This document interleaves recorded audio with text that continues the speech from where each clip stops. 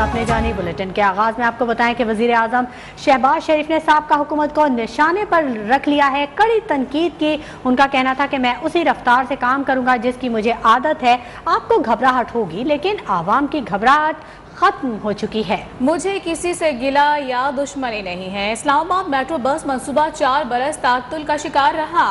तहरीक इंसाफ के दौर में कर्जों से काम चलाया गया। कर्जों पर सूद की अदायगी और तनख्वाहों में कौमी आमदन से अदा होती रहीं। दिफा के अखराजात भी बड़ी हद तक कर्जों से पूरा करते रहे।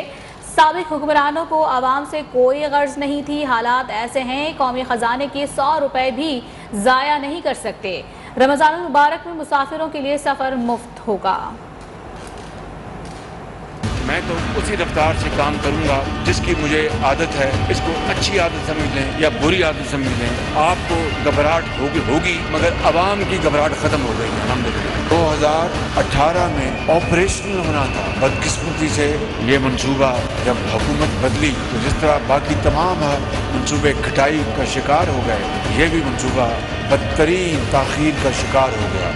अब ये मंसूबा जो 16 अरब का था, मैं इसी की मिसाल आपको देता हूँ। ये 4 साल तातुल का शिकार रहा। कर्जों के ऊपर जो सूद जो उसकी अदायगी वो अपनी कौमी आमदन से अदा होती है, तनख्वाहें इससे अदा होती हैं। और पहले जो दिफा के अखराजात थे वो कौमी आमदन से अदा होते थे, लेकिन अब हालिया सालों में ख़ास तौर पर PTI के दौर में हमारे जो दिफा के अखराजात हैं वो भी अब बड़ी हद तक, अगर 100% नहीं तो बड़ी हद तक अब कर्जों से हम उसको पूरा करते हैं। रमज़ान शरीफ में ये मुसाफिर जो हैं वो फ्री जाएंगे, उनके ऊपर कोई टैक्स नहीं होगा, कोई उनको टिकट नहीं देनी पड़ेगी। वज़ीर आज़म शहबाज शरीफ ने कराची सर्कुलर रेलवे पर काम तेज़ करने की नवीद भी सुना दी है और चीनी हुक्काम से मंसूबे पर फौरी मदद तलब कर ली है। कहा कि KCR मंसूबा कराची आवाम के लिए बहुत अहम है। Of KCR, which is very vital to the people of Karachi. It is a wonderful public transport system. I would avail of this opportunity to refresh my memory and to reiterate that kindly convey my request to Beijing, NDRC and Honorable our great leader President Xi to reconsider KCR for Karachi, as this would bring great dividends not only for people of Karachi but I think it will create huge flow of great feelings of the people of Pakistan and people of Karachi. वज़ीर आज़म शहबाज शरीफ ने पेशावर मोड़ तन्यू Islamabad airport metro bus service का इफ्तिताह कर दिया। तकरीब मुस्लिम league नून, इत्तेहादी जमातों के रहनुमा तुर्क सफ़ीर मुस्तफ़ा युर्दा और चीनी हुक्काम भी मौजूद थे। मनसूबे से यौमिया 50,000 शहरियों को सफरी सहूलत हासिल होगी। वज़ीर आज़म शहबाज शरीफ ने ओहदा संभालने की अगली सुबह 7 बजे ही मनसूबे की साइट का दौरा किया था और ताख़िर पर बरहमी का इजहार करते हुए मनसूबे को 5 रोज़ में ऑपरेशनल करने का हुक्म दिया था। तकरीब के अख्ताम पर वज़ीर आज़म शहबाज शरीफ ने मेहमानों के हमरा बस का आजमाइशी सफ़र भी किया।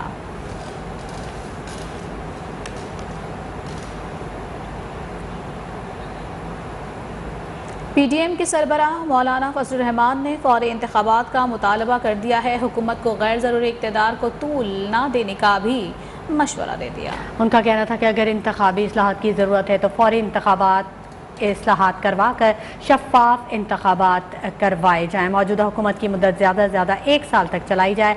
इक़्तिदार को गैर ज़रूरी तूल देना है JUI का मौक़िफ़ नहीं, हम अपने मौक़िफ़ पर कायम हैं। मसलहत की हद होती है, कौम का अमानत वापस करना हमारी जिम्मेदारी है। हम अपने राय मौजूदा हुकूमत के सामने भी रखेंगे। अभी जो नई हुकूमत बनी है जाहिर है कि वो 1 साल के लिए है ज़्यादा से ज़्यादा, और हम उनसे ये कह रहे हैं कि हमें अब भी फौरी तौर पर इलेक्शन चाहिए। इक़्तिदार फिर उसको लंबा करना और गैर ज़रूरी तौर पर लंबा करना, ये शायद जमीयत उलमा इस्लाम का मौक़िफ़ ना हो। अगर आप ये समझते हैं कि इंतखाबी निज़ाम में खामियां हैं, दोबारा उसके अंदर धांधली के इम्कानात हैं, तो वक्ती तौर पर इन असम्बलियों का फ़ायदा उठा के आप इंतखाबी इस्लाहात कर लें, लेकिन दोबारा गंदे पानी में न उतरे बल्कि शफाफ पानी में उतरें। आइन के आर्टिकल 63 की तशरीह से मुतल्लिक सदारती रेफरेंस की समाअत आज सुप्रीम कोर्ट में होगी। चीफ जस्टिस उमर अता बंदयाल की सरबराही में 5 रुकनी लार्जर बेंच है जो कि दिन 1 बजे समाअत करेगा। उधर PTI के मुनहरिफ अरकान कौमी असम्बली की ताहयात नाअहली के मामले पर साबिक वज़ीर-ए-आज़म इमरान खान की दरख्वास्त पर समाअत करेंगे। साथ ही आपको बताएं कि चीफ जस्टिस ऑफ पाकिस्तान की ज़ेर सरबराही 5 रुकनी लार्जर बेंच ये समाअत करेगा और चेयरमैन PTI की जानिब से बाबर अवान अदालत में पेश होंगे।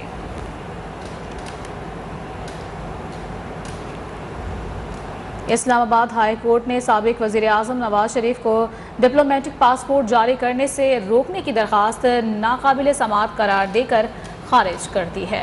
चीफ जस्टिस अतहर मिनुल्लाह ने 3 सफ़ात पर मुश्तमिल तहरीरी फैसला जारी किया और दरख्वास्त गुजार पर 5000 का जुर्माना आयद किया। फैसले में कहा गया कि दरख्वास्त गुजार वफाकी हुकूमत का कोई भी नोटिफिकेशन पेश न कर सका। दरख्वास्त गुजार ने मुख्तलिफ मुकामी अखबारात के तराशी का हवाला दिया। अदालत महज अखबारी तराशों पर किसी केस का फैसला नहीं कर सकती।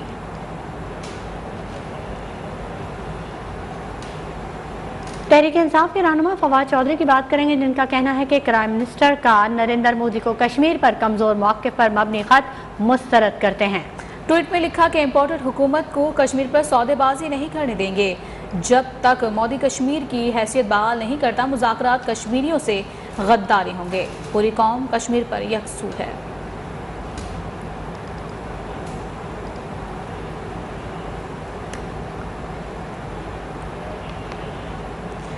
नए वज़ीर-ए-आज़म के इंतखाब के लिए आज़ाद कश्मीर कानून साज असम्बली का इजलास 1 घंटा 20 मिनट की ताख़ीर से शुरू हो गया। इजलास की सदारत स्पीकर अनवारुल हक कर रहे हैं।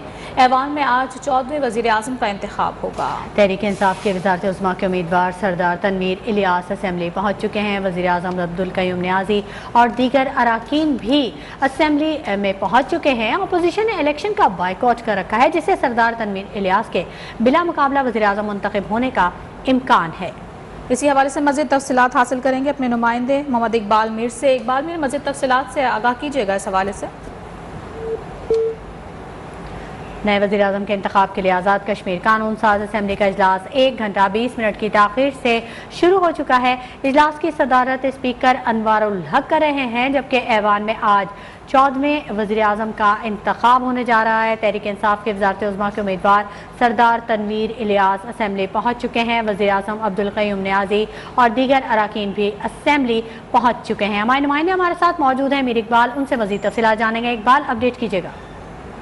बिल्कुल, आज़ाद कश्मीर कानून असम्बली का इजलास जो है वो स्पीकर की शुरू हो चुका है। इजलास के अंदर अपोजिशन और हुकूमत के अरकान मौजूद हैं और इस मौका पर चौधरी लतीफ़ अकबर है कायदे इख्तिलाफ, उन्होंने अपोजिशन के ऐवान में इजलास के लिए जो है दस्तखत ज़रा असम्बली जो है आज शहरी के वक्त दस्तखत हुई है, इसलिए इजलास दौरे के बाद होना चाहिए। ये चौधरी लतीफ़ अकबर ने नुक्ता एतराज़ उठाया है। इस पर MLA अब्दुल मालिक खान की जानब से कायदा पढ़ना मुअत्तल करके कायदे ऐवान के इंतखाब के लिए शेड्यूल जारी करने की जो करारदाद है वो पड़ी है, जिसके बाद करारदाद कसरत राय से जो है वो ठीक है। बहुत शुक्रिया इकबाल मीर, तमाम तफसीलात से आगाह करने के लिए। मजीद अपडेट भी आपसे लेते रहेंगे। खबरों का सिलसिला जारी है। Welcome back. यहाँ आपको बताएं अपने नाज़रीन को कि माह सियाम में भी महंगाई का तूफान ना थम सका। कराची में फल फरोशी की मनमानी जारी है। इंतजामी मुनाफाखोरों को लगाम डालने में मुकम्मल नाकाम है। बिल्कुल, और इसी बारे में मजीद जानेंगे। हमारे नुमाइंदे हमजा गिलानी हमारे साथ मौजूद हैं। हमजा गिलानी, बताइएगा, आप सदर की मार्केट में मौजूद हैं, क्या मनाजिर देख रहे हैं? जी बिल्कुल, मैं इस वक्त सदर शहाबुद्दीन मार्केट में मौजूद हूँ। यहाँ पर जो है वो फ्रूट महंगे दामों फरोख्त हो रहे हैं। लोगों का यही कह रहा है कि ऐसा मालूम होता है कि फ्रूट जो है वो जन्नत से आए हैं या फिर लेने वाले जन्नत से आए हैं। कमिश्नर कराची की प्राइस लिस्ट को मुकम्मल तौर पे जो है वो नज़रअंदाज किया जा रहा है हर जगह पे, और यहाँ पर भी जो है वो कमिश्नर कराची की प्राइस लिस्ट को जो है मुकम्मल तौर पे नज़रअंदाज कर दिया गया है। लोग जो है वो मनमाने रेट के मुताबिक फ्रूट बेच रहे हैं, और फ्रूट जो बेचने वाले उनका ये कहना है कि मंडी से जो है वो फ्रूट महंगा आता है, जिसकी वजह से हम लोग महंगा रख के यहाँ पर फरोख्त करते हैं। जब रमज़ान आते हैं तो फलों की कीमतों में 30 से 40% तक का इजाफा हो जाता है, लेकिन इस बार जो है वो 50 से 60% तक का इजाफा हुआ है। खरबूजा जो है वो 70-80 रुपये मंडी से जो है वो इनको मिलता है, जो यहाँ पर 120-130 रुपये में फ़रोख्त हो रहा है, जबकि गर्मा जो है वो 100 रुपये 120 रुपये पे इनको मिलता है, जो कि ये यहाँ पे 150-160 रुपये फ़ी किलो के हिसाब से बेच रहे हैं। तो ओवरऑल इस वक्त जो मार्केट है, फ्रूट मार्केट, उसको जो है वो पड़ लगे हुए हैं। एक आम आदमी जो है वो शदीद मुश्किलात का सामना कर रहा है, क्योंकि उसका ये कहना है कि रमज़ान में जो फ्रूट है उसका जो इस्तेमाल है वो बढ़ जाता है, लेकिन यहाँ पर जब हम आते हैं तो फ्रूट जो है वो ख़रीदने से हम कासिर हैं। उनका ये भी कहना है कि मुतल्लिका इदारे जो सरकारी इदारे हैं वो फ्रूट की कीमतों को कंट्रोल करने के लिए कोई जामे पॉलिसी मुरतब करें। और उनका ये भी कहना है कि आधे से ज़्यादा रमज़ान गुजर चुका है, फ्रूट की कीमतें कंट्रोल नहीं हो रही हैं। सरकारी नरखनामे के मुताबिक जो है वो फल और सब्जियाँ जो हैं वो बेची जाए। फल जो है वो इस वक्त एक आम आदमी की। शुक्रिया हमजा तमाम तफसीलात से आगाह करने के लिए। रमज़ानुल मुबारक का 16वां रोज़ा है, लेकिन महंगाई का जिन बेकाबू है। हुकूमती अदम तवज्जुही के बायस अशिया खुरनोश की कीमतों को पर लग चुके हैं। आवाम सस्ती अशिया की तलाश में रुल गए हैं। दूसरी जानिब सब्सिडी ना मिलने पर चिकन शॉप मालकान हुकूमत पर फट पड़े हैं। इस वक्त हमारे नुमाइंदे Ejaz Shaikh Garden Town market में मौजूद हैं, मजीद उनसे तफसीलात हासिल करेंगे। जी एजाज, बताएगा क्या कहना है दुकानदारों का? आज बिल्कुल आज 16वां रोज़ा है, लेकिन इसके बावजूद महंगाई का जो जिन है वो बोतल में कैद नहीं किया जा सका। सिर्फ दावे हैं, वादे हैं, इसके अलावा कोई ऐसा रिलीफ कौम को नहीं मिल रहा। ये सस्ते बाज़ार जो लगाए गए हैं, बंदा बहुत दूर से इस आस और उम्मीद के साथ आता है कि जो आम बाज़ार हैं वहाँ से यहाँ पे आके पहुँच के चीज़ें बेहतर मिलेंगी, म्यारी मिलेंगी, नाप तोल भी पूरा होएगा और अशिया भी सस्ती मिलेंगी। लेकिन उनके ख्वाब जो सार्फिन है उस वक्त चकनाचूर हो जाते हैं जब वो यहाँ पे पहुँचते हैं, तो सिर्फ 5 से 7 10 रुपये तक का फ़र्क उन्हें मिलता है। और चीज़ें भी वो जो चीज़ लेने के लिए आते हैं उनमें से अक्सर चीज़ें उन्हें नहीं दस्तियाब होती। जब दुकानदारों से इस हवाले से पूछा जाता है तो उनका ये कहना होता है कि मार्केट से अभी आई नहीं, 2 घंटे तक आ जाएगी, 3 घंटे तक आ जाएगी। तो सार्फिन का कहना है कि अगर सस्ते रमज़ान बाज़ार लगाए गए हैं तो उनका मकसद यही है कि रिलीफ भी मिले और तमाम जो अशियाएँ एक छत तले मिले, जो कि बिल्कुल भी नहीं मिल रही। इसके अलावा अगर चिकन की बात कर ली जाए, फलों की, सब्जियों की, किसी भी चीज़ की बात कर ली जाए तो महंगाई है कि रुकने का नाम ही नहीं ले रही। कीमतें हैं वो ठीक है, जासिर आप अपडेट करे थे, बहुत शुक्रिया आपका। और मुल्क भर की तरह में भी महंगाई की आग बुझ ना सकी। तेल, घी, चीनी, आटा समेत दीगर ज़रूरत ज़िंदगी की अशिया महंगी होने की वजह से शहरियों की क़ुव्वत ख़रीद से बाहर है, जिससे शहरी परेशानी का शिकार है। महंगाई के हवाले से मुल्तान के इलाका रज़ाबाद के रिहायशियों की मुश्किलात जानेंगे उन्हीं की ज़बानी यासिर अज़ीम की इस खुसूसी रिपोर्ट में। रमज़ान मुबारक में भी महंगाई का राज बरकरार है। घी, चीनी, आटा समेत तमाम ज़रूरतें ज़िंदगी महंगी होने की वजह से शहरियों की क़ुव्वत ख़रीद से बाहर है। आइए मुल्तान के शहर से जानते हैं कि महंगाई की वजह से उनको किन किन मुश्किलात का सामना है। आइए उनकी ज़बानी उनसे बात करते हैं। वैसे की वैसे है, उल्टा 10 रुपये 20 रुपये इजाफा हुआ है। जो चीज़ भी थी सब कुछ 10 रुपये 20 रुपये। सब्जी लेने चले जाओ, चीनी लेने चले जाओ, घी लेने चले जाओ, आटा मिल रहा था वो बिल्कुल बंद हो गया। 1100 का थैला था वो बिल्कुल बंद है। आवाम तो परेशान है, महंगाई के बारे में कोई अभी सदेबाब नहीं हो सका। तो गवर्नमेंट को चाहिए कि इसमें जो है ना कंट्रोल करे महंगाई को।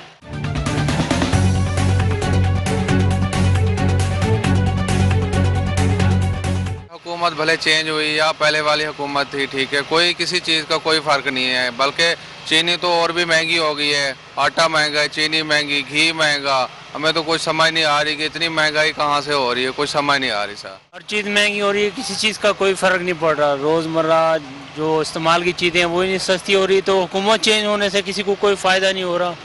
हर हुकूमत आ रही है वो पता नहीं किन मामलात को देख रही है। जो आवाम के मामलात है वो तो वहीं यूँ कि तू।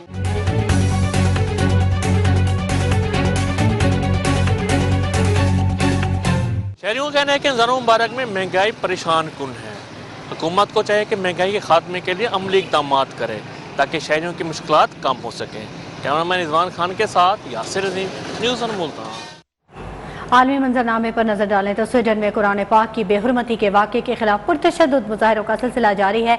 मुजाहिरीन के पथराव के जवाब में स्वीडन पुलिस ने शेलिंग की और गोलियां बरसा दी, जिससे 3 अफराद जख्मी हो गए। मालूम सिटी से शुरू होने वाले मुजाहिरे दीगर शहरों तक भी फैल गए हैं। उधर सऊदी अरब ने भी कुरान पाक की बेहुरमती के वाक़े की शदीद मज़म्मत की है।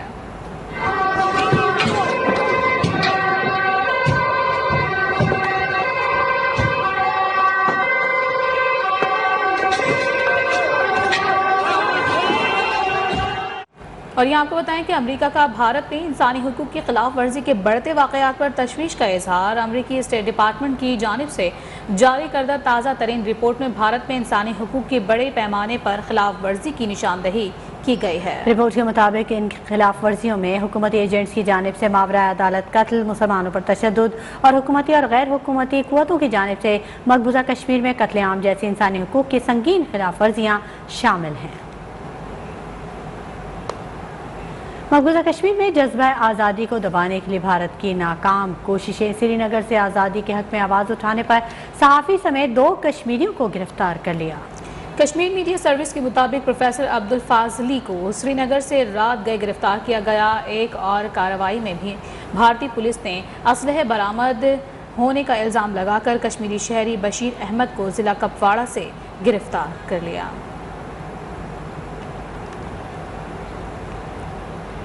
माह मुक़द्दस में इसराइली फोर्सेस ने फ़लस्तीनी आवाम की ज़िंदगी जहन्नुम बना दी है। मस्जिद अक्सा पर एक बार फिर हमला कर दिया गया।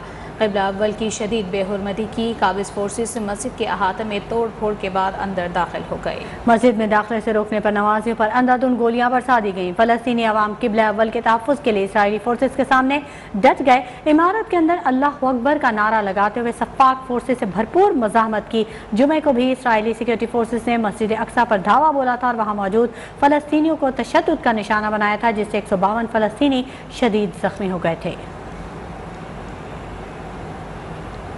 यूक्रेन पर रूसी फोर्सेस की अलगार जारी है। खार्किव में रूसी बमबारी के नतीजे में 18 अफराद हलाक हो चुके हैं। स्कूलों और अस्पतालों को भी निशाना बनाया गया है। यूक्रेन ने रूस के मारियोपोल पर कब्जे के दावों को मुस्तरद कर दिया है। खैरसून में रूसी फॉल्स फ्लैग ऑपरेशन से खबरदार कर दिया गया है।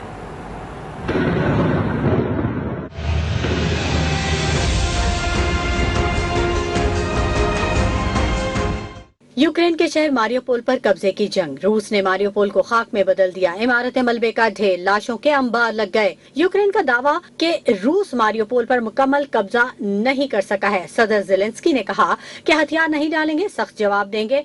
ओडिसिया हुकाम का कहना है कि रूसी फोर्सेज खैरसून में फॉल्स फ्लैग ऑपरेशन करने की मंसूबाबंदी कर रही हैं। उधर रूस की धमकी के बावजूद अमेरिका ने गोला बारूद, हथियार और दीगर अस्करी साजो सामान यूक्रेन भिजवा दिया है। जबकि मगरबी पाबंदियों के असरात कम करने के लिए रूस ने मिनरल फर्टिलाइजर की बरामदात का मजीद कोटा बढ़ा दिया है। यूक्रेन के मशरकी इलाकों में रूसी फौज के हमले एक बार फिर तेज होने का खदशा बढ़ चुका है। खबरों का सिलसिला जारी रहे।